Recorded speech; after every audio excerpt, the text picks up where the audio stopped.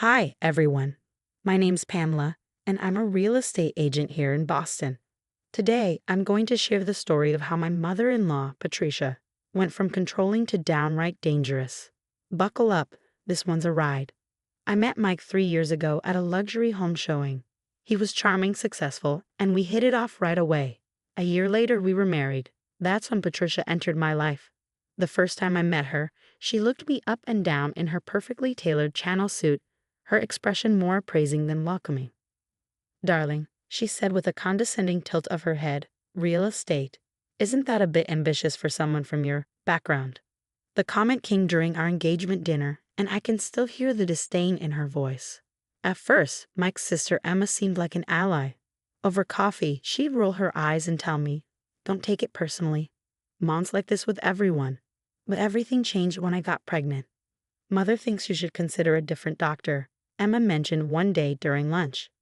"She knows a wonderful OBGYN who delivered all of us." "Unhappy with Dr. Roberts," I replied. That didn't stop Patricia. She began showing up at my appointments uninvited, announcing to the receptionist, "As the grandmother, I have a right to be involved." The receptionist would glance at me apologetically, but Patricia was relentless. Then came Tom's wedding. Tom, Mike's younger brother, was marrying Sophia. The date? 2 weeks before my due date. "You absolutely must attend," Patricia insisted over Sunday dinner. "It would be terribly embarrassing for Mike if you weren't there. I've already arranged your outfit." "My doctor advised against traveling this late in the pregnancy," I protested. "Nonsense," she scoffed. "I carried all 3 of my children to term and never once let it slow me down. Besides, I'll be there to help if anything happens." And then she dropped the bombshell. "Of course, I'll also be in the delivery room. As the family matriarch, it's my place to welcome my grandchild." "That's not happening," I said firmly. Patricia's smug smile sent a chill down my spine. "We'll see about that," she said. "Mike agrees with me, don't you, dear?" Mike stirred his coffee, avoiding my gaze. "Mom has experience with these things. Honey, maybe we should consider it." Emma nodded along, completely transformed from the supportive friend she once was. "Mother knows best, Pamela. You're new to all this." Looking back, I should have seen the warning signs, the constant undermining, the sly comments about my quaint upbringing, the reminders that Patricia came from old money while I was just a middle-class girl. But nothing could have prepared me for what happened at Tom's wedding. The morning of the wedding was a disaster. Patricia showed up at my house at 7 a.m., criticizing everything. "That lipstick is far too bold for a daytime wedding. Use this instead," she said, handing me an expensive nude shade. "And you're not wearing those shoes, are you? They're so department store." Mike rolled his eyes but stayed silent. By the time we arrived at the country club, I was already exhausted. "Pamela, you look ready to pop." Maria, Sophia's best friend, hugged me. She knew about my high-risk pregnancy. "Are you sure you should be here?" Not like I had a choice, I muttered, gesturing toward Patricia, who was busy bossing around photographers. During the ceremony, the first contraction hit. I gripped the pew, trying to breathe through it. Maria noticed. "Maybe we should get you out of here." "No, I'm fine," I whispered. "Just Braxton Hicks." At the reception, the contractions grew stronger. Patricia noticed me grimacing and swept over, her tone deceptively sweet. "Darling, you look dreadful.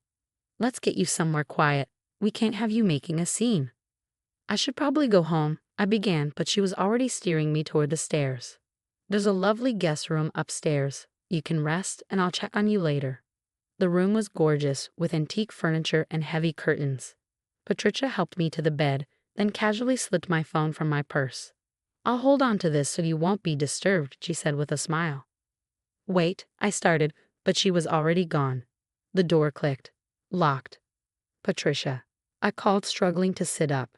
Her voice came through the door, calm and composed. "It's for your own good, dear. We can't have you wandering around and drawing attention away from the bride. Just rest quietly, and I'll come get you." This wasn't funny anymore. The contractions were coming stronger now, and panic was rising fast. I rattled the locked door again, desperation creeping into my voice. "Patricia, this isn't Braxton Hicks. I'm in labor." "Oh, don't be dramatic." Her voice came dismissively from the other side. "I had Braxton Hicks with all 3 of my children. Just rest. You'll be fine." My heart pounded as I scanned the room, spotting a phone on the bedside table. I grabbed it, but my hopes were dashed. It was dead. "Please," I begged, my voice trembling, "just let me call Mike." There was no response. The contractions were getting closer, and I moved to the window, but we were on the third floor.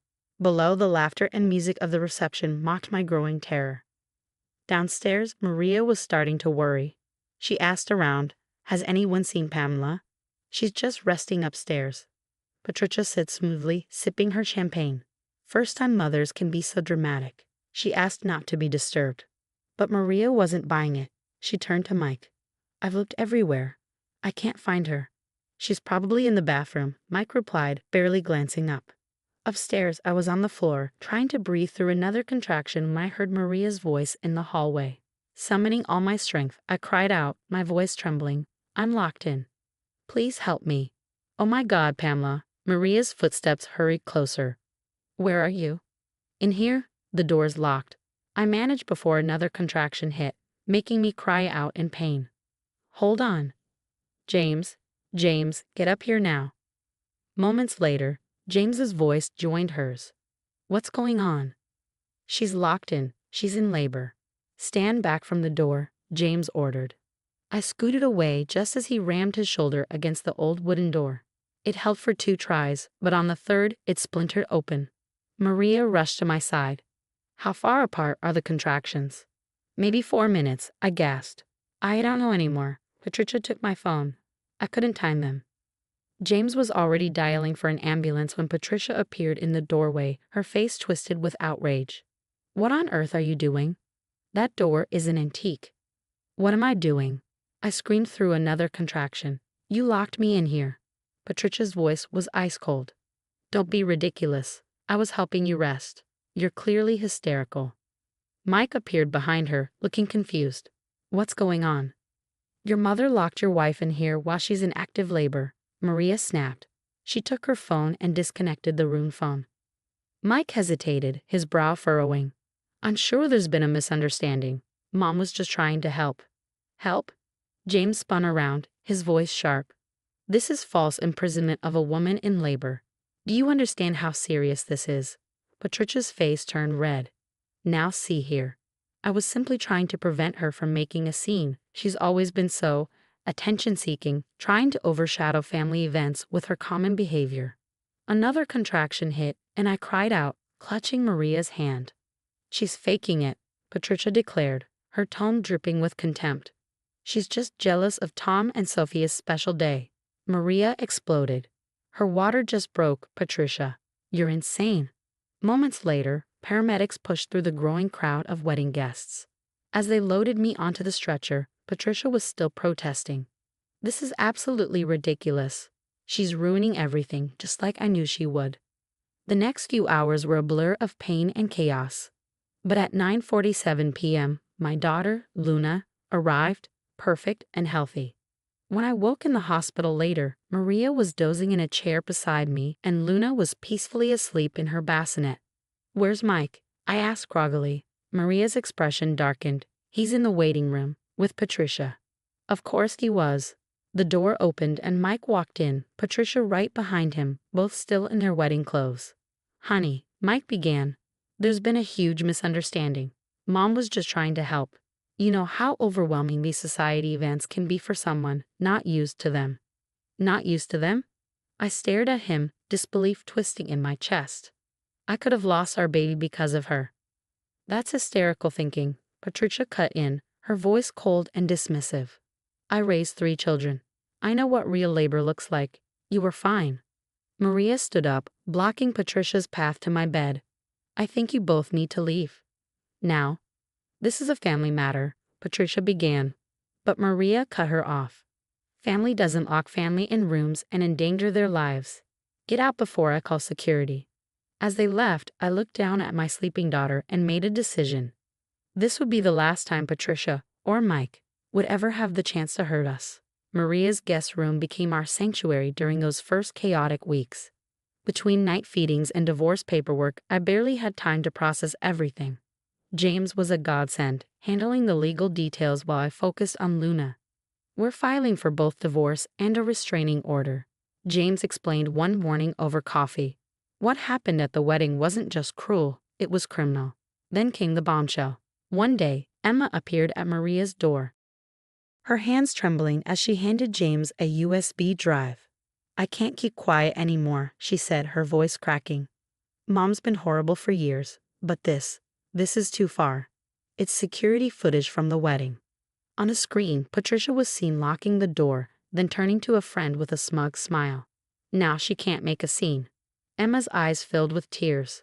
"I'm so sorry, Pamela. I should have stopped her sooner." The story spread like wildfire.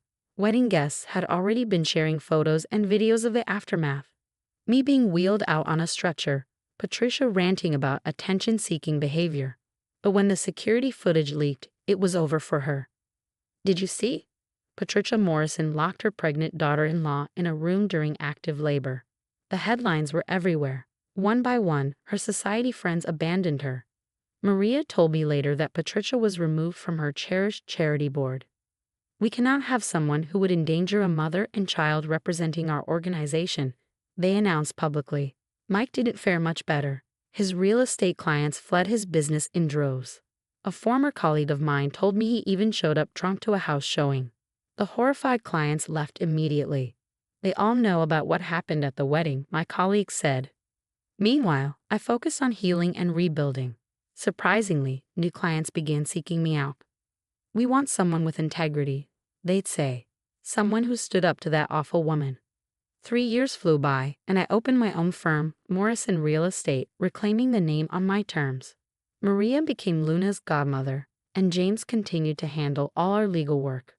My boutique agency specializes in helping people find not just houses, but real homes, places where they'll feel safe and happy. Today was Luna's 3rd birthday party. My backyard was alive with laughter, children running and playing, supportive friends mingling, and even a few of Patricia's former social circle who had chosen me over her. Mike showed up briefly, awkwardly handing Luna a wrapped present. "Happy birthday," he mumbled, before leaving as quickly as he came. The disapproving looks from my friends probably made it clear he wasn't welcome. "More juice, please," Luna called out, her curls bouncing as she ran by with her friends. Tom and Sophia approached, carrying a beautifully wrapped gift. "We're moving to London," Tom announced as he hugged me tight.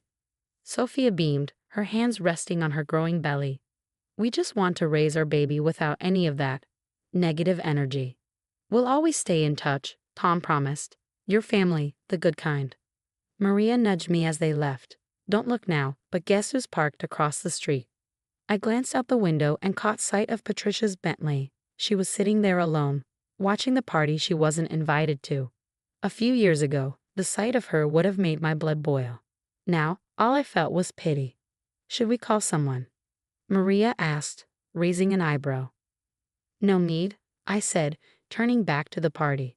"She's punishing herself more than we ever could." I knelt beside Luna as she leaned over her cake.